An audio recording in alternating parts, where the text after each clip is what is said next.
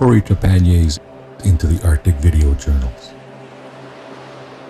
Brought to you in part by Eureka for Life Outdoors and by Merrill. Let's get outside.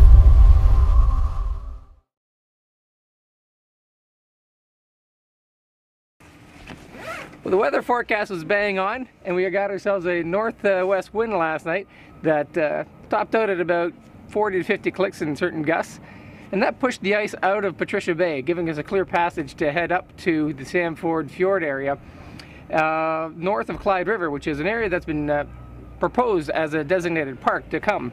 I'll be focusing a lot of my painting energies up through that region. It's some spectacular scenery. And now that the ice is gone, I can go have a look at it. One of the things I'm learning as I travel the north here is the incredible housing shortage in many of the communities. In some of the other ones that I've passed through earlier, there were some homestays available, but Clyde in particular is hit quite hard with a lack of housing. And so so Tommy was generous to set up his tent here on his porch to give me a place to sleep, which was better than sleeping out in the tundra, considering the fact that the first night we got here, there was a polar bear in town.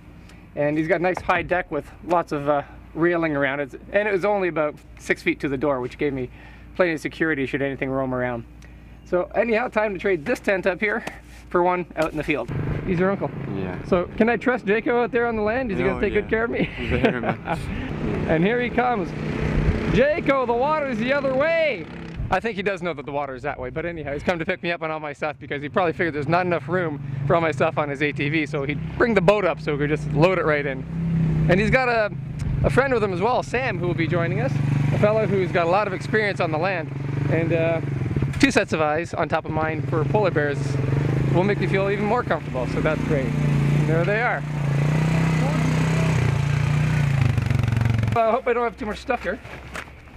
I think you do. Whoa, look how much stuff you have. This I guess we don't need right away. I assume you guys each have one anyway, right? Yeah. Okay. We got more than one. Oh, you got room for lots of fish in there too, eh?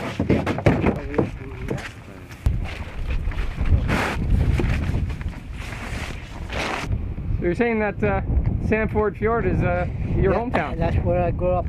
How old were you said when you came into Clyde? 15. 15? Yeah. Was it sad leaving that place and coming in, or were you ready for a change?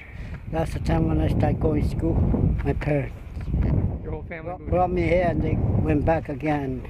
Okay. A year later they come back and pick me up again. Did you have family in town here too? Yeah, grandfathers. Okay, so you weren't all by Grandma. yourself. You No. had family. Will I find anything to paint up there? Oh yeah. I hear it's pretty. You're gonna love this. They got pretty amazing boats up here. They actually drive them right down the street. I don't know how they manage with their motors, but it's pretty amazing.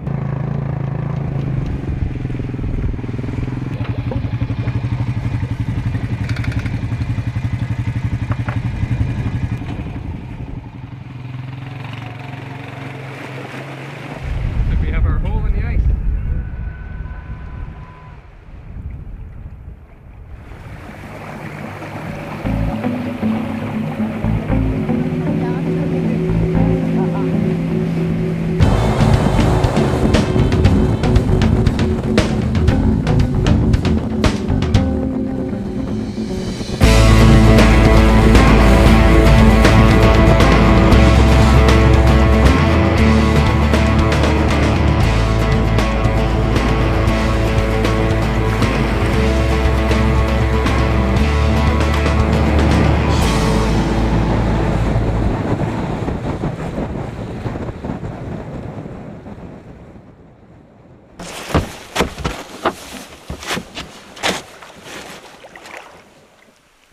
We made it up to Tommy's cabin, about a 2.5 hour boat ride from Clyde River. Incredible spot overlooking the ocean for miles and icebergs in every direction. Saw some bowhead whales on the way here and some seals. And unfortunately, in filming with my main camera, wound up getting a little too close to the salt water, and now it's slow roasting above me here as I'm trying desperately to dry things out, hoping that it'll keep working. I do have this camera here that I'm shooting with right now that fortunately Martin has left behind with me as a backup and is coming in very handy right now.